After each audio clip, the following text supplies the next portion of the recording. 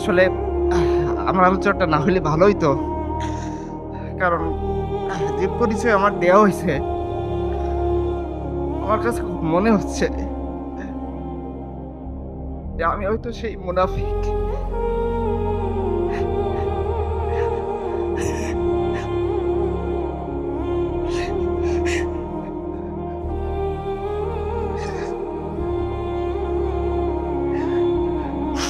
আমি এখানে আলোচনা করব, গিয়ে দিন শেষে আমার ছোট্ট সন্তানকে দেখে আমি আমার আলোচনা নিজেই ভুলে যাব। আমি এখানে আলোচনা করব আমার ওয়াইফের সাথে, আমি ঠিকই আনন্দে আমি ঘুমাবো। আমি আলোচনা করব।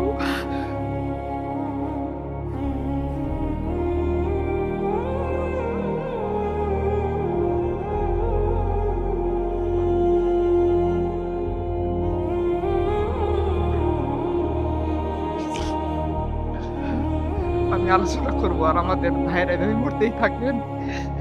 আমরা এবারের কথা বলবো, কিন্তু ইমানের থাকা যাক, আমরা কখনোই পূরণ করব না।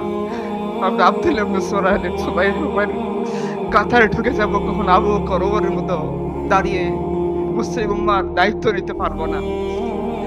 আমরা আমাদের আয়েশি জীবনটাকে পরিত্যাগ করে সেই এক আল্লাহর দিকে ধাবিত হতে পারবো না, যে এক আল্লাহ আসমান এবং জমিন বানাইছেন, যে এক আল্লাহ আহজাবের বাহিনীকে একাই পরাজিত করেছেন, যে আল্লাহ তার সাহাবায়ে কেরামের বাতাস লাগার মাধ্যমে হযরত বং পূর্ণভূমিকে ইসলামের আলো দ্বারা রঙিন করেছেন।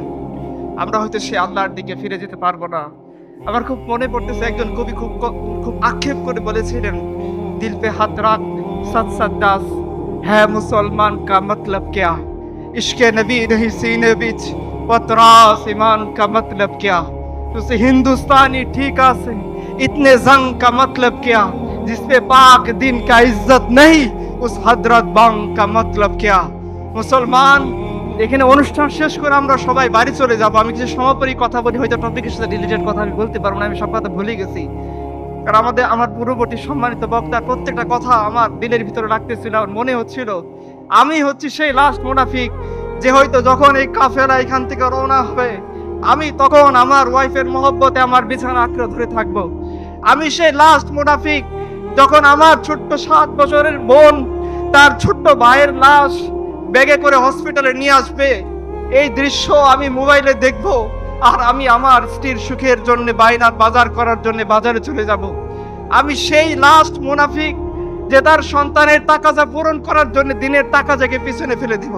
আমি আমার সমস্ত কথা এখন ভুলে গেছি, আমি জানি না আমি কি বলবো। আমি শুধু এটাই বলতে চাই যে আমাদের পূর্ববর্তী সম্মানিত বক্তার কথা যদি আপনারা বুঝে থাকেন, একটা বড় দায়িত্ব আমাদের সামনে অপেক্ষা করতেছেন। আমরা জানি আমরা এই দায়িত্ব পালন করতে অক্ষম, কিন্তু আমাদের মাবুদ সক্ষম। তো আমরা জানি এই দায়িত্ব আমরা পালন করতে পারবো না, কিন্তু আমাদের রব আমাকে সেই শক্তি দিলেন। তো আল্লাহ, তুমি আমাদেরকে সেই শক্তি দান করো। আল্লাহ, তুমি আমাদেরকে মাটি কামছে তোমার দিনকে আঁকড়ে ধরে থাকা তৌফিক দান করো। আল্লাহ, তোমার দিনের উপর আমাদের মৃত্যু দান করো। আল্লাহ, মসজিদে আকসাকে তুমি তো মুক্ত করেই দিবা, আমার মধ্যে একটা খুঁতনাকে ওই কাফেলায় তুমি শরীক করে দিও। আল্লাহ,